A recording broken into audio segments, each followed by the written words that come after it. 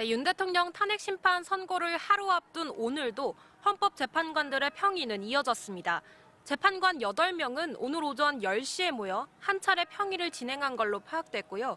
오후 3시에 한 번 더 평의를 가질 계획인 것으로 알려졌습니다. 재판관들은 어제도 오전과 오후로 나누어 2차례 평의를 열었습니다. 선고 일정을 확정한 그제 평결을 통해 대략적인 결론은 정해진 걸로 파악됐죠. 어제부터 이어지는 평의에서는 최종 결정문을 다듬는 세부 조율 작업에 집중하는 것으로 보입니다. 이렇게 2차례 평의를 오전, 오후로 나눠 시간 차이를 두는 건 오전에 논의한 내용을 토대로 수정 등 작업을 하고 오후에 다시 모여 재검토하기 위한 것으로 전해졌습니다. 지난 2017년 박근혜 전 대통령 탄핵 심판 선고 전날에는 재판관들이 밤 9시를 넘기는 등 퇴근이 늦어지기도 했는데요. 윤 대통령 사건을 살피고 있는 8명의 재판관 역시 선고 전까지 결정문 문구를 다듬는 작업을 이어갈 것으로 보입니다. 바로 내일이면 헌재 선고가 나오는 만큼 이곳의 긴장감은 점점 고조되고 있습니다. 당초 헌재는 선고 당일 보안과 안전을 이유로 재판관이 출근하는 모습 등을 언론에 공개하지 않겠다고 결정했었는데요. 고심 끝에 제한적으로 일부 취재를 허용하기로 했습니다. 헌재는 내일 재판관 출근 모습을 포토라인이 설치된 상태에서 질의응답 없이 촬영만 할 수 있도록 했습니다. 윤 대통령 대리인단 측은 조금 전 직접 헌재 심판정에 윤 대통령이 출석하지는 않을 것으로 입장을 밝혔습니다. 헌재는 사안의 중대성과 국민 관심도를 고려해 오늘 오후 5시까지 일반인의 방청 신청을 받고 있는데요. 오늘 오전 11시 기준 9만 2천 명이 신청해 4,600대 1의 경쟁률을 보이고 있습니다. 지금까지 헌법재판소에서 전해드렸습니다.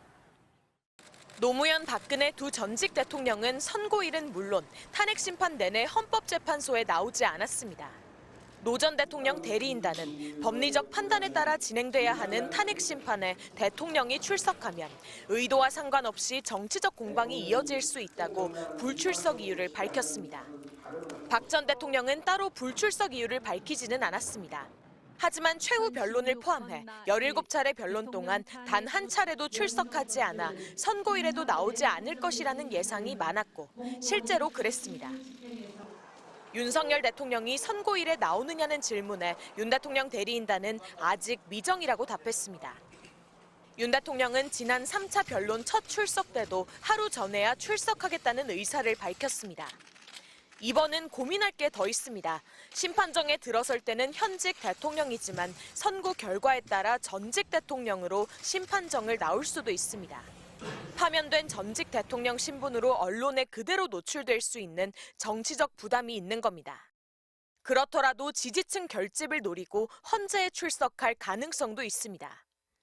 윤 대통령은 헌재 변론을 통해 줄기차게 정치적 메시지를 내왔습니다.